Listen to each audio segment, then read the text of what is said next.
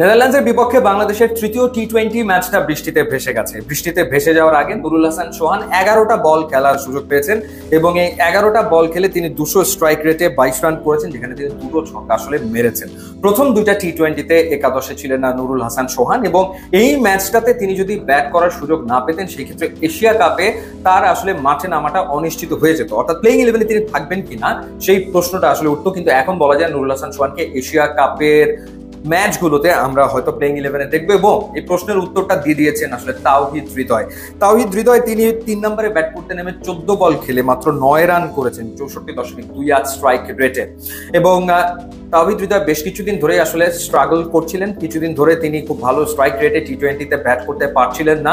সেই জায়গাটাতে একটা প্রশ্ন আসলে ছিল, সেই প্রশ্নের উত্তর নুরুল হাসান সোহান দিয়ে দিলেন কিনা, অর্থাৎ সেই ক্ষেত্রে এশিয়া কাপে আসলে নাম্বার 4 পজিশনে ব্যাট করবে কে, নুরুল হাসান সোহান, সাইফ হাসান নাকি তাওহিদ হৃদয়? সেই জায়গাটাতে আমার মনে হয় যে নুরুল হাসান সোহান নিজের নামটাকে একেবারে উপরে নিয়ে আসতে পেরেছেন, অর্থাৎ তাকে হয়তো দেখা যাবে। কারণ পারভেজ হোসেন ইমন এবং তানজিদ তামিম তারা তো ওপেনিং এ থাকবেন এবং নাম্বার 3-তে সেই ক্ষেত্রে লিটন কুমার দাস ব্যাট করবেন এবং নাম্বার 4 পজিশনটাতে সেইখানে হয়তো নুরুল হাসান সোহানকে দেখা যেতে পারে এবং কোনো ম্যাচে হয়তো সাইফ হাসানকে দেখা যেতে পারে। তিনজনই রয়েছেন স্কোয়াডে, তাওহিদ হৃদয়, নুরুল হাসান সোহান এবং সাইফ হাসান তিনজনই রয়েছেন এবং এই 4 নম্বর পজিশনে হয়তো তাদেরকে ঘুরিয়ে ফিরিয়ে খেলানো হবে। কিন্তু আমার মনে হয় যে ভাইটাল ম্যাচে, ইম্পর্টেন্ট ম্যাচে নুরুল হাসান সোহানকে হয়তো বা সেই সুযোগটা দেওয়া হবে, কারণ দীর্ঘদিন ধরে তিনি আসলে ভালো খেলে এসেছিলেন সবগুলো ফরম্যাটেই।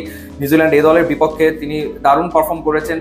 এছাড়া ডোমেস্টিক সার্কিটে ঢাকা প্রিমিয়ার লিগ হোক বা বাংলাদেশ প্রিমিয়ার লিগ হোক সেখানেও ভালো ক্রিকেট তিনি খেলেছেন, বা রংপুর রাইডার্সকে তিনি দারুণভাবে লিডও করেছেন বিপিএল এ কিংবা গ্লোবাল সুপার লিগে।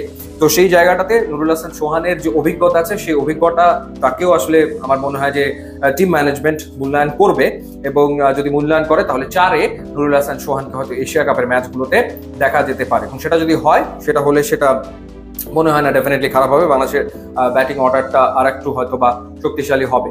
সো সুযোগ পাওয়াটা জরুরি ছিল, একাদশে থাকাটা জরুরি ছিল এবং ব্যাট হাতে পারফর্ম করাটাও জরুরি ছিল।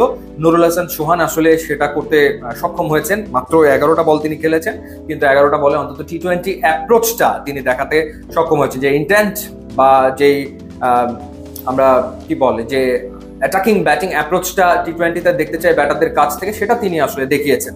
সো দেখা যাক কেমন করে বাংলাদেশ দল এশিয়া কাপে এবং কেমন করেন নুরুল হাসান সোহান।